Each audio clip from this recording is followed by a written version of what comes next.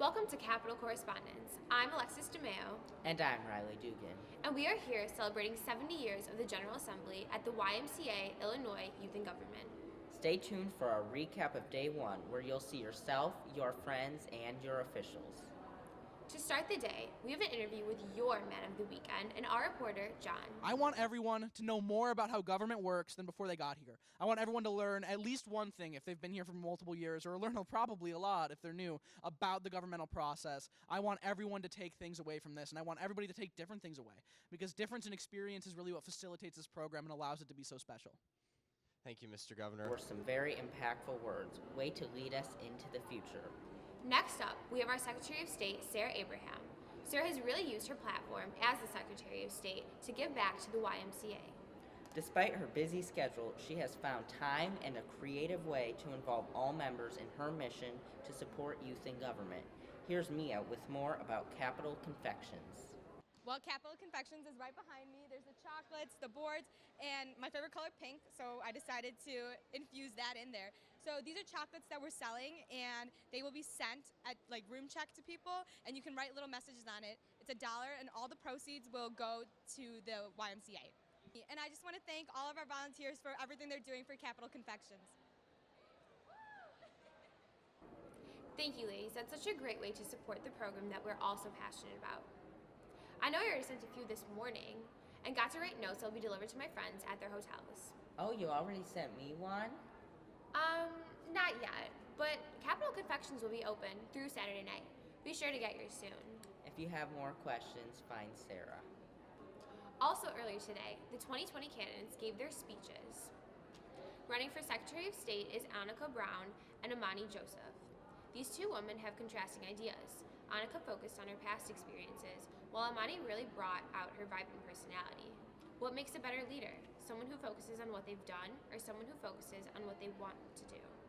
For Lieutenant Governor, our one and only candidate presumably won the election. Congratulations to Rushil Valala. Chris Chung and Emma O'Donnell battled it out to be the next Chief Justice of the Supreme Court.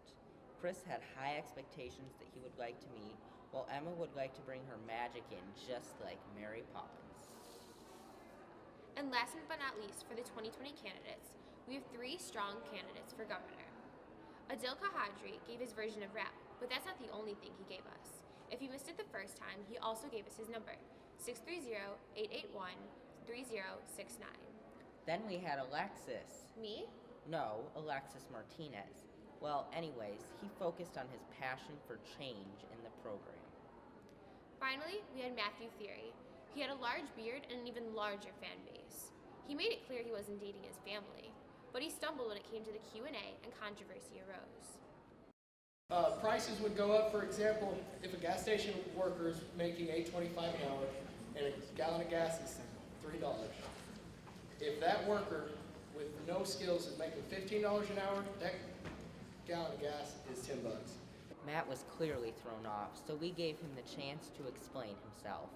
Well, that was one unpopular opinion I brought up is how I don't think the minimum wage needs to be increased. I feel like one of the problems is our cost of living is too high, and that's why a lot of families struggle.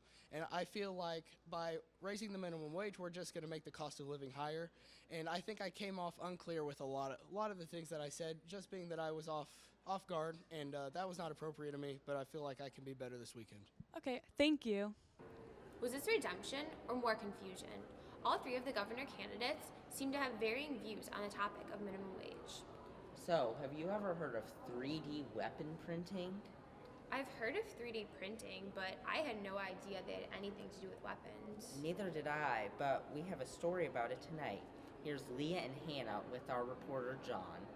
And I'm here with Hannah Brennan and Leah Klemke, and we're going to be discussing their bill on the banning of 3D weapons. So, can you tell us a little bit more about this bill? Basically, our bill just prohibits the production of guns using 3D printers because you don't need to be registered or get a FOID card or anything to just go up and make a gun using a 3D printer. What are the current cost and accessibility of these weapons? Like, how many people are using them? Are they more cost effective than a traditional firearm? We couldn't really find many statistics on this because it isn't really a huge problem yet. I'm still a little confused. How about you? Yeah, I think they were a little unprepared. Maybe we can check back in with them over the weekend and see how things worked out. Well, there is one thing people were sure of, and it was the topic on everyone's mind. All right, controversial question. Who has the better beard? Hands down, Matt Theory. Gonna have to go with Matt. Matthew. I think Matthew because it's more fuller. I agree. And I agree. I like the color. Matthew. Definitely Matthew. Same, definitely Matthew. I have to go with Matthew. That orange beard just really speaks to me. Theory. Matthew, of course. Matthew. Matt Theory, no question.